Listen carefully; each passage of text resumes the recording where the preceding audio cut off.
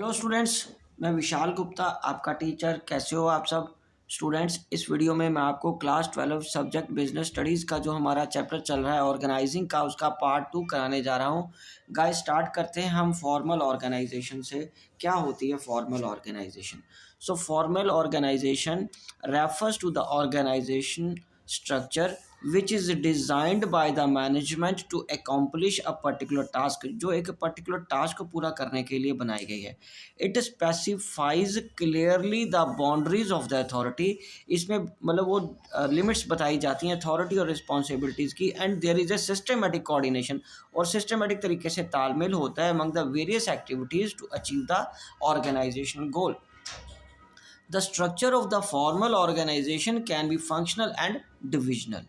The formal organization can be better understood by a study of its feature, which are as follows. तो क्या feature है उसके? It specifies a relationship among various job positions and the nature of interrelationship. दूसरा इसका feature है it efforts of the various departments and coordinated, interlinked and integrated.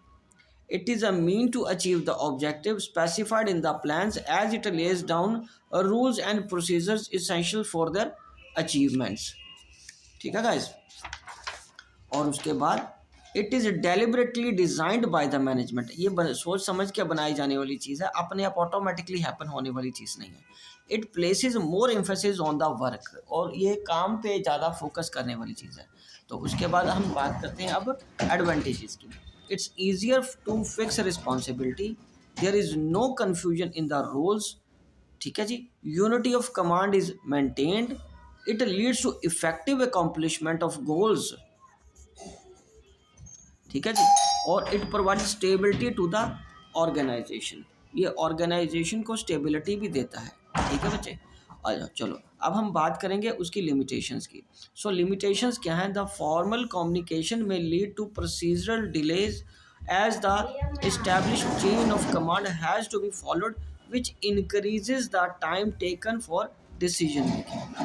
और दूसरी limitation क्या है? poor organization practices may not be adequate recognition to create talent, since it doesn't allow any deviation from rigidity laid down policies.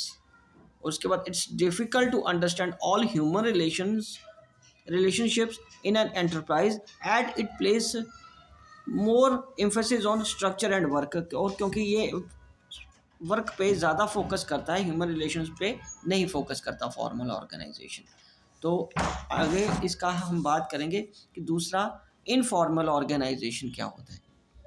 सबसे important चीज़ है कि informal organisation emerges from within the formal organization when people interact beyond their officially defined rules.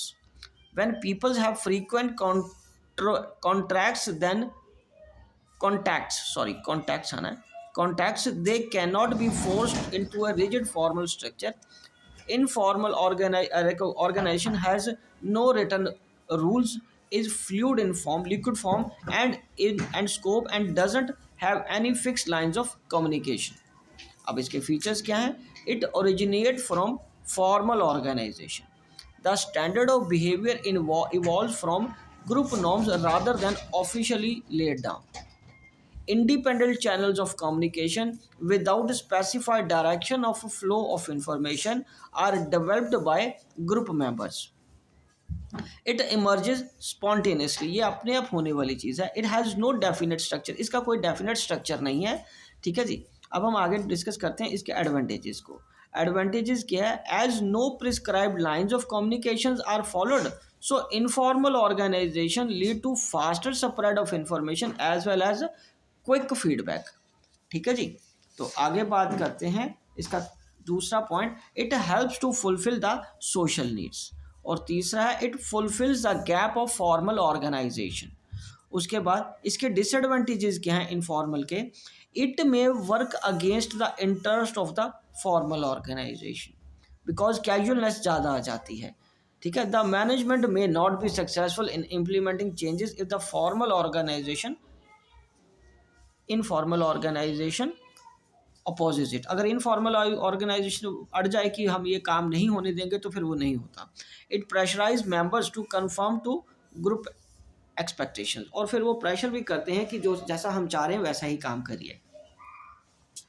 Delegation it refers to the downward transfer of authority from a superior to a subordinate. It enables a manager to use high time on high priority activities. ठीक है, मतलब his time on high priority activities, मतलब उसको downward अपने जो parts हैं आपने अपने जूनियर्स को दे देने ताकि आप इंपॉर्टेंट काम पे फोकस कर सको और जो रूटीन वाले काम है अपने जूनियर्स को दे सको। It also satisfy the subordinates need for recognition and provide them with opportunities to develop and exercise initiative. However, delegation doesn't mean abdication. The manager still be accountable for the performance of the assigned tasks. Moreover, the authority granted to a subordinate can be taken back and regulated to another person. ठीक है जी। और उसके बाद हम बात करेंगे कि एलिमेंट्स कौन से हैं डेलीगेशन के। डेलीगेशन का सबसे पहला है authority. It refers to the right to an individual to command his subordinates and to take action against the scope of his position. Authority also refers to the right to take decisions inherent in the managerial position to tell people what to do and expect them to do it. उसके बाद responsibility is the obligation of the subordinate to properly perform the assigned duty. It arises from a superior subordinate relationship because the subordinate is bound to perform the duty assigned to him by his superior. Or accountability, the delegation of authority undoubtedly empower an employee to act for his superior, but superior would still be accountable for the outcome. उसके बाद हम बात करेंगे importance of delegation. इससे हमारी जो management है वो इफ़ेक्टिव तरीके से चलती है, क्योंकि आप हमारे सीनियर्स को जो बॉसेस हैं, डिपार्टमेंटल हेड्स हैं, उनको ज़्यादा बढ़िया काम करने का तरीका आ जाता है और वो ज़्यादा एफिशिएंटली परफॉर्म कर पाते हैं। रूटीन काम से वो अपने आप को फ्री कर लेते हैं।